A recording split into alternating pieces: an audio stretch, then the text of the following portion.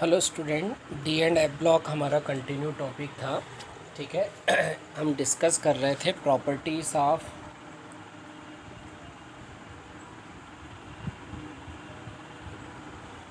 D block element. तो इन्हीं properties में से कुछ प्रॉपर्टीज़ ऑलरेडी हम डिस्कस कर चुके हैं और कुछ प्रॉपर्टीज़ हम डिस्कस करने वाले हैं। जैसे एक अभी प्रॉपर्टी आपके सामने है साइड स्क्रीन में, that is formation of complex compound. Clear? तो चेक करना, जैसे आप देख रहे हो कुछ फार्मूले, है ना, तो मैं राइट कर रहा हूँ। सबसे पहली चीज़, हम कॉम्प्लेक्स किसको कहेंगे? देखो बच्चों, इस प्रकार के स्क्वायर ब्रैकेट में जो फार्मूले लिखे जाते हैं केमिस्ट्री में, उनको हम क्या बोलते हैं? Complex. For example FeCN6,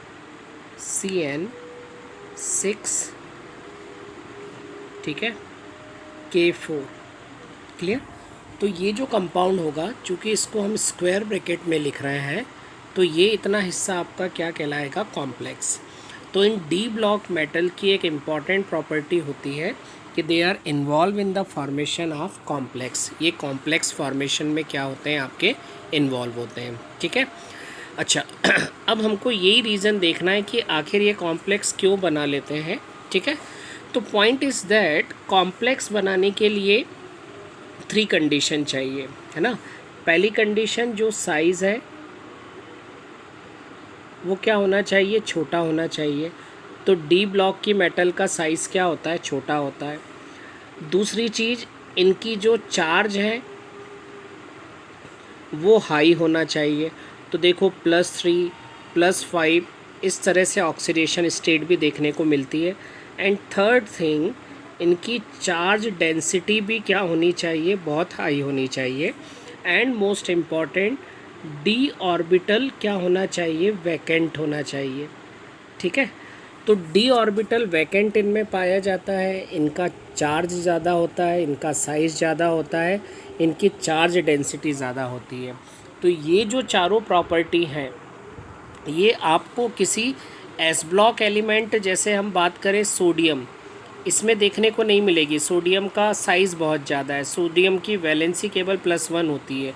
sodium के पास में वैकेंट डी ऑर्बिटल आपको उतने नहीं मिलेंगे। ठीक है, ये तो पूरा एम्प्टी ही होता है। ठीक है। तो ये सारी प्रॉपर्टी सिर्फ डी और डी एलिमेंट में मिलती है। तो एक इम्पॉर्टेंट पॉइंट होता है, दैट इज़ कॉम्प्लेक्स फॉर्मेशन। ठीक है, आगे हम चलते हैं बच्चों। डी एंड एफ के बाद में हमको जो चैप्टर रीड करना है वो रहेगा कोऑर्डिनेट कंपाउंड। ठीक है। तो कोऑर्डिनेट कंपाउंड में हमको इसी टाइप के कंपाउंड्स की क्या करना है? स्टडी करना है। तो वहाँ पर आपको पता चलेगा कि ये जो मेटल होती है वो हमेशा डी ब्लॉक की होती है, और ये जो CN है इसको हम क्या बोलते हैं? लिगेंड। ठीक है, इसको हम क्या बोलते हैं? लिगेंड बोलते हैं। तो लिगेंड जो इलेक्ट्रॉन देते हैं डी ऑर्बिटल में, वो इलेक्ट्रॉन क्या होते हैं? स्टोर हो जाते हैं। तो अगर डी खाली नहीं होगा तो लिगेंड इलेक्ट्रॉन दे नहीं पाएगा। तो कोऑर्डिनेट कंपाउंड बनाना या कॉम्प्लेक्स बनाना एक एक्सक्लूसिव प्रॉपर्टी होती है डी ब्लॉक एलिमेंट की। All the D block elements are involve in the formation of complex. जैसे आप चेक करो, यहाँ पे आयरन के दिए हुए हैं। ठीक है, फिर प्लेटिनम, ये भी डी ब्लॉक का है, कॉपर ये भी डी ब्लॉक का है। तो किसी भी आप स्क्वायर ब्रैकेट में फार्मूले को जब भी आप देखेंगे, you will observe there is a transition metal और D block element is present. ठीक है, ओके। आई होप आपको ये कॉम्प्लेक्स फॉर्मेशन वाली बात थोड़ी क्लियर हुई होगी। थोड़ी इसके नेक्स्ट चैप्टर में क्या होगी? क्लियर हो जाएगी। ठीक है। अगला जो पॉइंट अपना है इसमें वो है कैटालिटिक प्रॉपर्टी। ठीक है, कैटलिक प्रॉपर्टी मतलब टू बी कैटलिस्ट, है ना।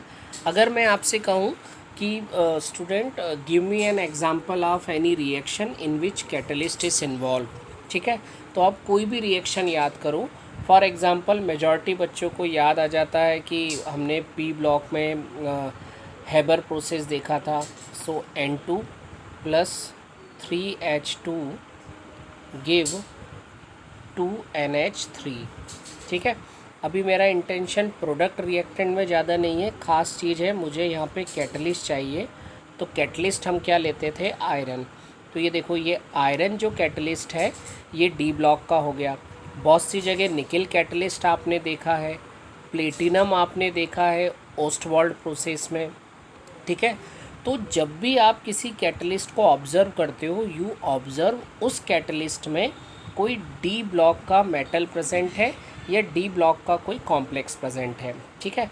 That means there is something very important in D block element that they are able to behave as a catalyst, ठीक है। अब कैटलिस्ट होने की क्या प्रॉपर्टीज़ होती हैं आप चेक करना, है ना।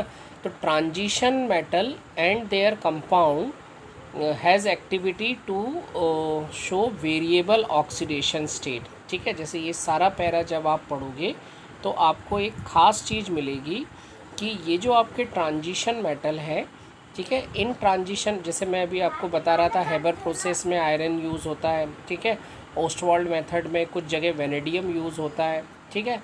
तो ख़ास चीज़ है कि ये स्मॉलर साइज़ होने के कारण और वेरिएबल ऑक्सीडेशन स्टेट होने के कारण अलग अलग तरह के कंपाउंड बना लेते हैं।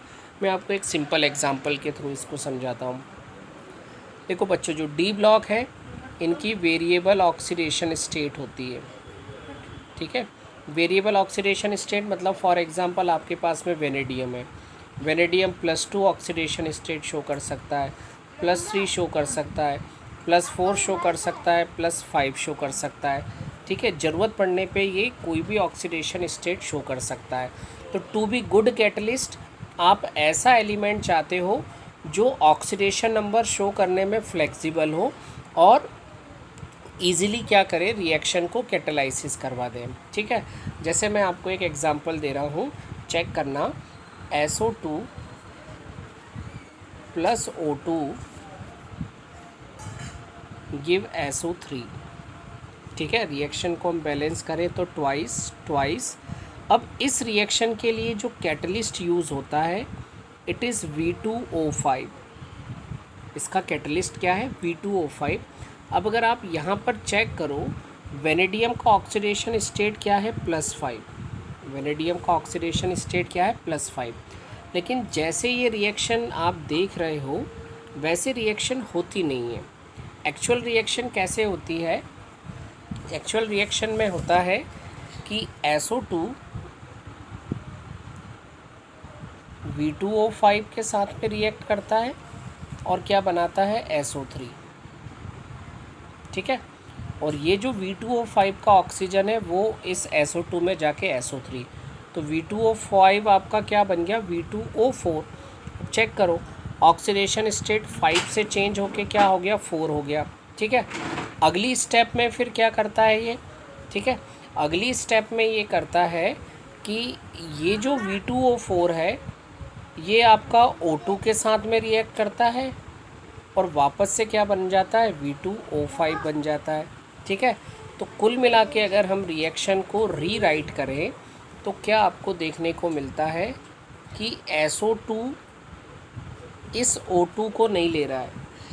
SO2 तो किस ऑक्सीजन को ले रहा है, V2O5 की ऑक्सीजन को ले रहा है और V2O5 इस ऑक्सीजन को ले रहा है। मतलब मीडिएटर का काम कौन कर रहा है, V2O5। और क्यों कर पा रहा है, बिकॉज ये वेरिएबल ऑक्सीडेशन स्टेट शो करने में केपेबल है। +4 से +5 ये कभी भी बन जाता है। So to be good catalyst element is able to show variable oxidation state. Clear, I hope ये पॉइंट आपको क्लियर हुआ होगा। तो जितने भी ट्रांजिशन एलिमेंट हैं वो सारे के सारे अच्छे क्या होते हैं, गुड कैटलिस्ट होते हैं, ठीक है। अगली हम बात कर रहे हैं, इसके बाद में आप चेक करना जो नेक्स्ट प्रॉपर्टी है वो हमको देखने को मिलेगी एलॉय फॉर्मेशन, ठीक है। अब एलॉय आपने सुना है, ठीक। अगर किसी बच्चे ने नहीं सुना हो एलॉय तो मैं बता देता हूँ। It is colloidal mixture of metal in metal. जैसे मैं अगर आपसे कहूँ कि कॉपर का सिंबल बताओ तो आप कॉपर का सिंबल बता दोगे Cu। अगर मैं आपसे कहूँ जिंक का सिंबल मिला बताओ तो आप क्या कहोगे, जिंक। लेकिन अगर मैं आपसे कहूँ ब्रास, ब्रास मीन्स पीतल, ठीक है, इसका सिंबल बताओ, तो इसका कोई सिंबल नहीं है, because brass is not a single metal, it is combination of copper and zinc. ठीक है, ये दोनों मेटल एक दूसरे के अंदर मिक्सअप होके क्या फॉर्म करते हैं, एलॉय का फॉर्मेशन करते हैं। अब जस्ट वी चेक कि ये एलॉय बनता कैसे है। तो व्हाट वी डिस्कस कि जो ट्रांजिशन मेटल है इनके साइज़ क्या हैं, छोटे हैं, प्लस इनके जो साइज़ है, अगर हम कॉपर और जिंक के साइज़ की बात करें तो ये भी कंपेरेबल क्या होते हैं, सिमिलर होते हैं। ठीक है, तो एक दूसरे के साथ में इजीली क्या होते हैं, ये मिक्सअप हो जाते हैं। जैसे अगर इनको हम डायग्राम से रिप्रेजेंट करें, लेट सपोज ये मैं कॉपर ड्रॉ कर रहा हूँ,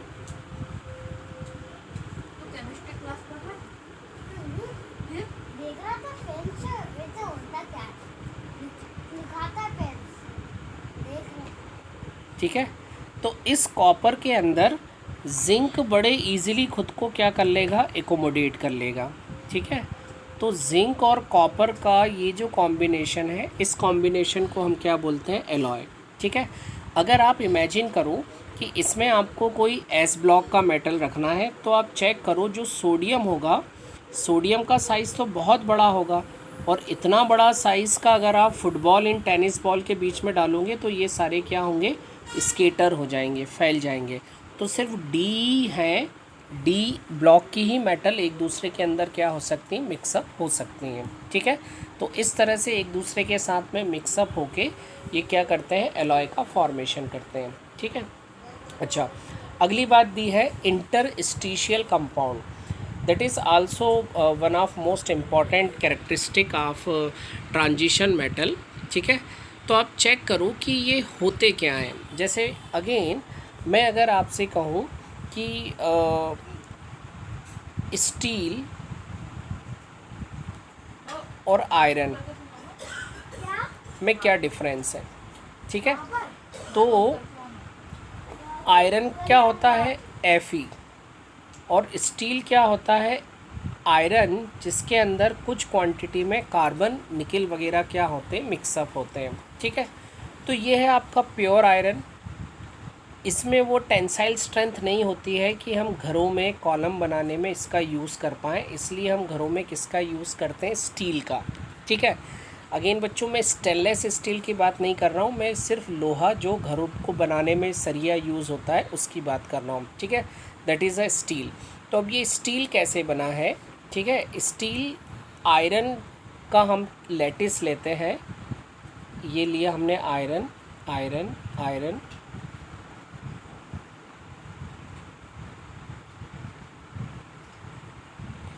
और इस लैटिस में ये जो जगह बच रही है, ठीक है, इस जगह को हम क्या बोलते हैं कि ये जो अपनी जगह है ये अपनी इंटरस्टिशियल स्पेस कहलाती है। और इस स्पेस में अगर आपके जो आयरन वगैरह है, सॉरी जो नॉन मेटल है लाइक कार्बन, हाइड्रोजन, ठीक है, ये ट्रैप हो जाती हैं, और ट्रैप होके ये जो आयरन है अब किस में कन्वर्ट हो चुका है, स्टील में कन्वर्ट हो चुका है, और इसकी टेंसाइल स्ट्रेंथ क्या हो गई है, बढ़ गई है। ठीक है, तो ये यूनिक प्रॉपर्टी होती है किसकी, ट्रांजिशन मेटल की, कि इनके रेगुलर शेप में जो स्पेस मिलता है, इस स्पेस के अंदर non metal like hydrogen, carbon, boron etcetera deposit हो जाते हैं, और न्यू वैरायटी ऑफ कंपाउंड मिलता है जिसको हम क्या बोलते हैं, इंटरस्टिशियल कंपाउंड। ठीक है, तो इंटरस्टिशियल कंपाउंड के आने से क्या होता है, देखो मेल्टिंग पॉइंट बढ़ जाता है, हार्ड हो जाते हैं। ठीक है, there retain metallic conductivity and chemically inert. ठीक है, आयरन के कंपैरिजन में स्टील की रिएक्टिविटी थोड़ी सी क्या होती है, कम होती है। ठीक है, जो प्योर आयरन होगा वो आपका ज़्यादा रिएक्टिव होगा, लेकिन जब नॉन मेटल के साथ में बाइंडेड है तो कंपैरेटिवली रिएक्टिविटी क्या होगी, कम हो जाएगी। आई होप आपको ये पॉइंट्स क्लियर रहे होंगे। ठीक है,